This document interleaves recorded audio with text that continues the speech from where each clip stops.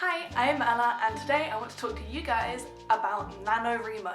If you don't know what NaNoWriMo is, it stands for National Novel Writing Month and it happens every year in November. The aim is to write 50,000 words in a month, which equates to roughly the length of a novel. If you haven't heard of it before, I highly suggest you go check it out. My reason for making this video is that every year for the past 4 years I have attempted NaNoWriMo, and every year I have miserably failed it, to the point where the most I've managed to write in an entire month one year was less than 1,000 words. I've not been too great at it. So I made my mind up. Next year is going to be the year. I'm gonna do it. I'm going to get those 50,000 words written. And the way I'm going to do that is by starting my planning right now. So I've come up with a plan and I've basically written down everything I think I need to do to plan and prepare to write 50,000 words next November, and I've divided those up into 12 steps. So between now and next November, every month I'm going to be making a video with one of those steps, and I hope that you guys can work along with me, and then hopefully together we can smash out this 50,000 words next November. Now, onto the actual plan. So this is month 1, November 2016, and this is all about getting started and your initial brainstorming. So, let's go. First things first, if you haven't already signed up to NaNoWriMo, I highly suggest you do it. The website has so many useful resources and they will keep sending you stuff throughout the year to help you get prepared for next November. I will leave a link to the website down below. The second thing you want to do is to create some writing goals for yourself. I would suggest having one main goal and then maybe a few smaller short-term goals. This is basically looking at what you want to get out of doing NaNoWriMo. So for some that might just be the achievement of writing those 50,000 words in a month, whereas others it might be targeted more towards actually getting work published. My goals that I've come up with, so my main goal is just to successfully complete NaNoWriMo 2017. I want to have those 50,000 words written in a month.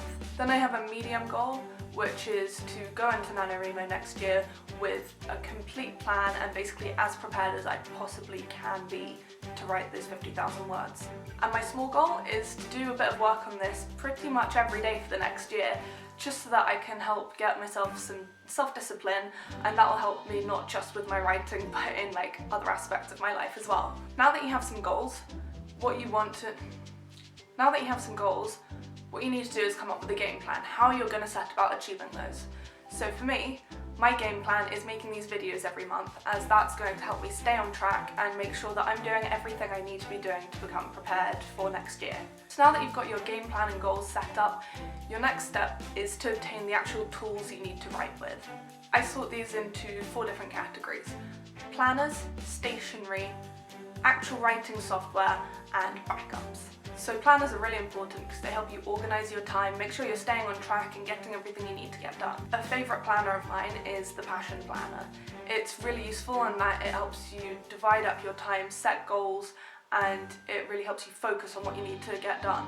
I've also found a planner that's very specific for writing called the Novel Planner, and I'm hoping to get a copy of that soon so I can check it out and give it a look, but it looks incredibly useful. Of course, any diary, planner, calendar will work.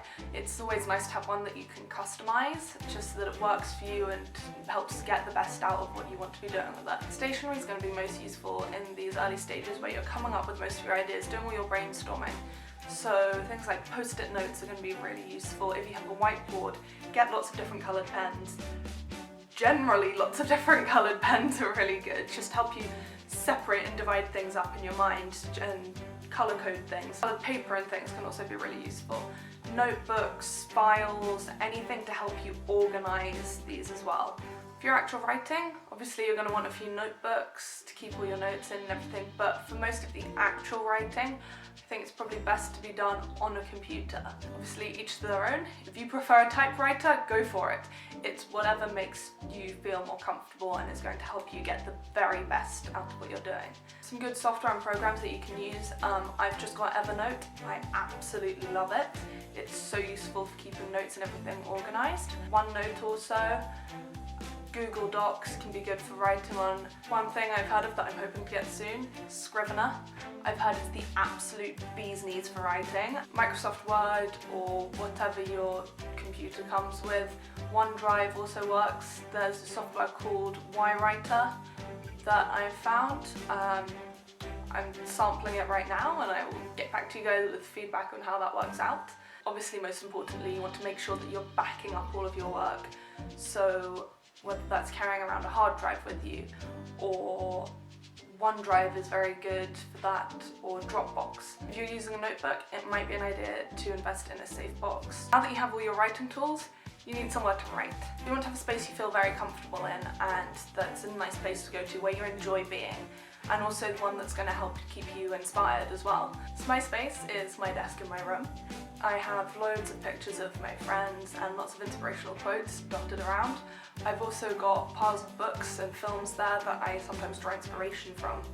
And I also like to keep it nice and neat and tidy so that I can focus and concentrate. It's also right by a window, which I really like because I get some fresh air and I can just see out, and that sometimes inspires me as well. Speaking of inspiration, that's your next step. You want to be looking around pretty much constantly. This isn't just a first step for your first month of planning. This is something that you want to be doing the entire way through, even when you're writing next November. Places that I like going to look for inspiration are things like Pinterest. I like looking through books that I love, films, TV shows, music I like, Tumblr, Instagram, Reddit, Facebook, even just watching people you know or things that you see every day.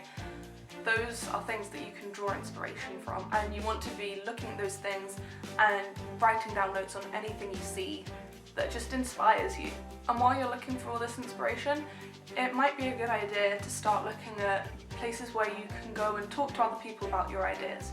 So whether that's the NaNoWriMo forums on the website or Facebook groups dedicated to NaNoWriMo, you can set one up yourself or join one of the many that are out there. It's really great to discuss your ideas with other writers and just see what else is going on out there. It might give you some ideas as well yourself.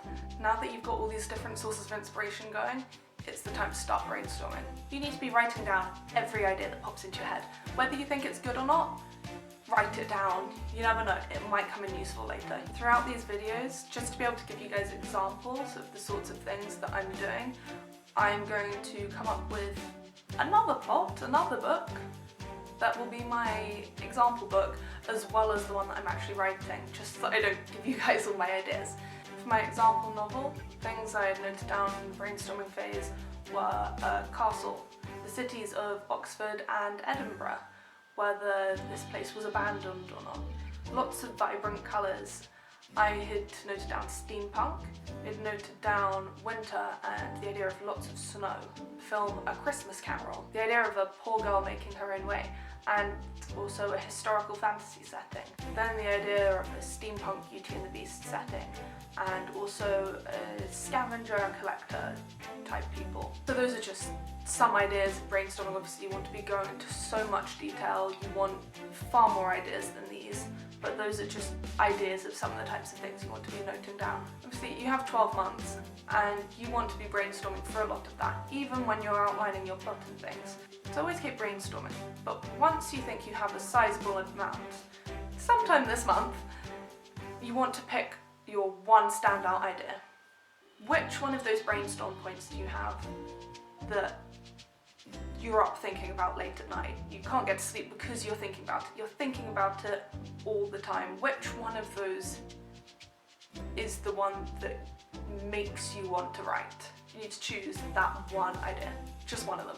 Out of those list of examples, the one idea that I liked the most was a steampunk Beauty and the Beast type setting. So I put that one down as my main point. So once you have your main idea, you want to try and link in as many of those other ideas as you can from your initial brainstorming. Don't try to push anything, just kind of let it happen naturally. Beauty and the Beast, there's a castle, so I drew in that image of the castle I found, and the idea that maybe the castle wasn't in the middle of the woods, but part of the city. So I could draw in the architecture and types of buildings from Oxford and Edinburgh that I liked so much. And so maybe all the people in the village are scavengers and collectors, like one of my other points. And then there needs to be a reason for them to not go in the castle, so that our main character, the poor girl, is forced, perhaps, to go into the castle because she desperately needs money. And she thinks that no one else has been there, so there must be lots of things to scavenge.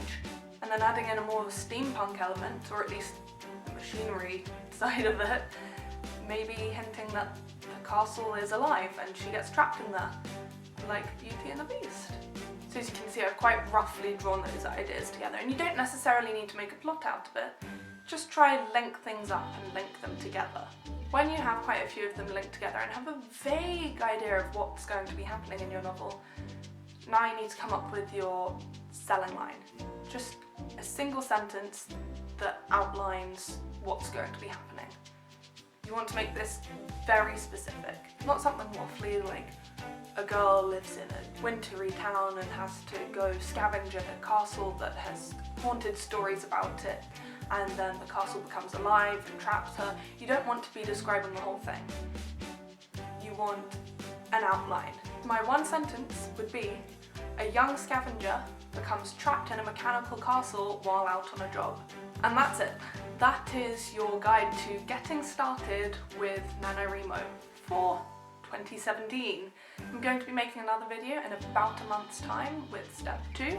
So if you found this video useful and want to keep updated on all of them, make sure to subscribe. If you found this useful and are planning on following along, make sure to give this a like and let me know in the comments. Also, please let me know if you have any of your own tips on how to get started with your planning for NaNoWriMo. I'll be leaving links to everything I've mentioned in the description below, so make sure to check everything out. Till next time, bye!